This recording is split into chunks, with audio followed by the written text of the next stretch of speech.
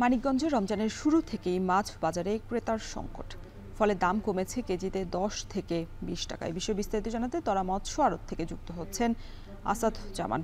আসাদ, মাছের বাজারে ক্রেতা সংকটের কারণ কি? এই কারণে আসলে ক্ষতির সম্মুখীন হওয়ার সম্ভাবনা আছে কিনা, ব্যবসায়ীরা কি বলছেন? রওশন, আপনি যেমনটি বলছিলেন, আমি এখন রয়েছি মৎস্য আড়তে। একেবারে ভোর থেকে মানে 4টা সাড়ে 4টা থেকেই কিন্তু এখানে মাছ বিক্রি শুরু হয়। মূলত যারা খুচরা মাছ বিক্রেতা রয়েছে তারা কিন্তু এখান থেকে মাছ কিনে নিয়ে তারা বিভিন্ন বাজারে কিন্তু বিক্রি করে। তো আমি ব্যবসায়ীদের সাথে কথা বলেছি, তারা বলছে যে পহেলা রোজা থেকেই কিন্তু তারা মাছের দাম পাচ্ছে না। বিশেষ করে দেশীয় মাছের দাম কিছুটা পেলেও চাষের যে মাছগুলো রয়েছে সেগুলোর দাম একেবারেই পড়ে গেছে এবং মাছের ক্রেতা কমে গেছে প্রায় অর্ধেকের মতো। তাদের সাথে কথা হলে তারা জানায় যে মূলত রমজান মাসে যারা রোজা থাকে তারা হচ্ছে মাছ কম খায়। এর জন্যই হচ্ছে দেখা গিয়েছে যে মাছ কিনতেও মানুষ কম আসে, যার কারণেই কিন্তু ক্রেতা সংকট।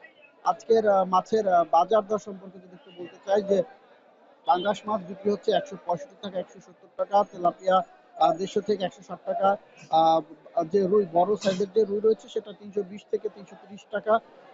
আর নওলা মাছ যেটা, সেটা ২৫০ টাকা কেজি, এবং শিং মাছ ৩৫০ টাকা, এবং চিংড়ি যেটা রয়েছে সেটা কিন্তু বড় চিংড়ি গলদা, সেটা হচ্ছে ১১০০ টাকা কেজিতে বিক্রি হচ্ছে। অপরদিকে যে এখানে যে সামুদ্রিক মাছগুলো পাওয়া যায় সেগুলোর অবস্থা আরো ভয়াবহ।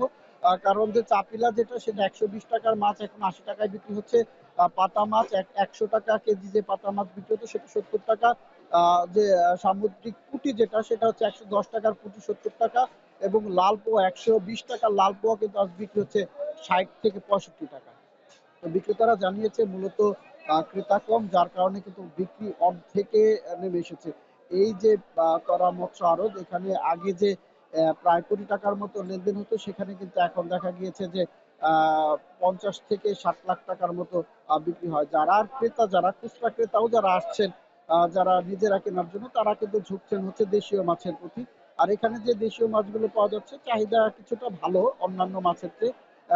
দেশীয় মাছ যেগুলো ১২, বিভিন্ন মাছ দিয়ে যেগুলো বিক্রি হয়, সেগুলো কিন্তু ৩০০ থেকে শুরু করে প্রায় ১,০০০ টাকা কেজি পর্যন্ত আমরা বিক্রি হতে দেখেছি।